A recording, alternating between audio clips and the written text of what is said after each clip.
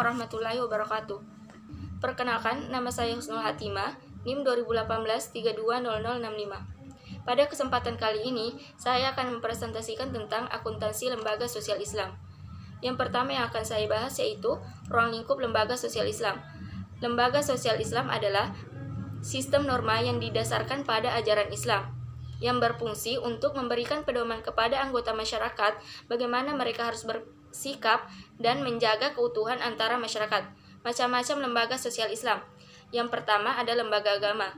Lembaga agama adalah lembaga atau institusi penting yang mengatur kehidupan rohani setiap manusia. Yang kedua ada lembaga keluarga, merupakan kesatuan terkecil dalam masyarakat yang anggotanya terikat secara batiniah dan hukum karena pertalian darah yang mempunyai tanggung jawab dan peranannya masing-masing. Yang ketiga ada lembaga pendidikan. Lembaga pendidikan adalah mempersiapkan peserta didik melalui kegiatan bimbingan, pengajaran, dan atau latihan yang peranannya pada masa yang akan datang. Sekolah merupakan bentuk konkret dari lembaga pendidikan. Yang keempat ada lembaga politik, adalah keseluruhan tata nilai dan norma-norma yang berkaitan dengan kekuasaan. Yang kelima ada lembaga ekonomi. Lembaga ekonomi sering muncul ketika seseorang atau masyarakat membutuhkan kebutuhan pokok. Yang kedua yang akan saya bahas yaitu dana-dana sosial Islam, zakat, infak, sedekah, dan wakaf. Jika dilihat dari pengertiannya, zakat, infak, sedekah, dan wakaf mempunyai arti yang sama, yaitu memberikan sebagian harta kepada golongan tertentu. Misalnya zakat, golongan yang berhak menerima zakat telah dijelaskan dalam Al-Quran ayat 60 surah At-Taubah, dijelaskan yaitu fakir, miskin, hamba sahaya, orang yang berhutang untuk jalan Allah, dan musafir. Yang kedua wakaf. Wakaf golongan yang berhak menerima yaitu orang tua, kerabat, orang miskin, musafir, dan anak yatim.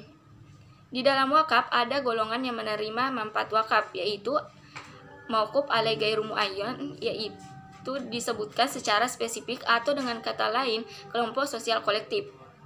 Misalnya fakir golongan kedua ada mauquf alai muayyan, disebutkan secara spesifik, misalnya seseorang atau sekumpulan orang tertentu. Yang ketiga yang saya akan bahas adalah akuntansi lembaga sosial Islam, zakat, infak, sedekah, dan wakaf. Yang pertama ada lembaga pengelola SIS, zakat, infak, sedekah.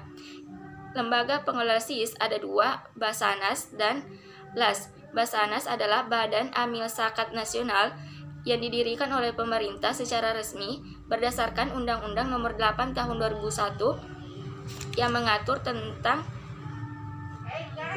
tentang penggunaan, pendistribusian, dan penghimpunan zakat. Yang kedua ada LAS. LAS adalah lembaga yang dibentuk oleh masyarakat yang memenuhi persyaratan yang telah dikukuhkan oleh pemerintah, yang mempunyai kewajiban agar segera melakukan kegiatan yang telah dibuat dan menyusun laporan keuangan untuk dilaporkan kepada pemerintah. Ada lembaga pengelola wakaf. Lembaga pengelola wakaf disebut BWI atau Badan Wakaf Indonesia, yang memiliki tugas untuk membina nasir agar aset wakaf dikelola lebih baik sehingga dapat memberikan manfaat lebih besar kepada masyarakat. Ada laporan keuangan pengelola SIS. Komponen laporan keuangan berdasarkan PSAK 109 terdiri dari laporan posisi keuangan, laporan perubahan dana, laporan perubahan aset kelolaan, laporan arus kas, dan catatan atas laporan keuangan. Ada laporan keuangan wakaf yang terdiri dari laporan posisi keuangan, aktiva, kewajiban, dan saldo dana. Laporan sumber dan penggunaan dana terdiri dari sumber dana dan penggunaan dana. Yang ketiga, laporan arus kas terdiri dari aktivitas operasi, aktivitas investasi, dan aktivitas pendanaan. Yang keempat, catatan atas laporan keuangan. Yang kelima, ada yang namanya ikhtisar laporan keuangan nasib. Itu yang membedakan dengan laporan keuangan biasa.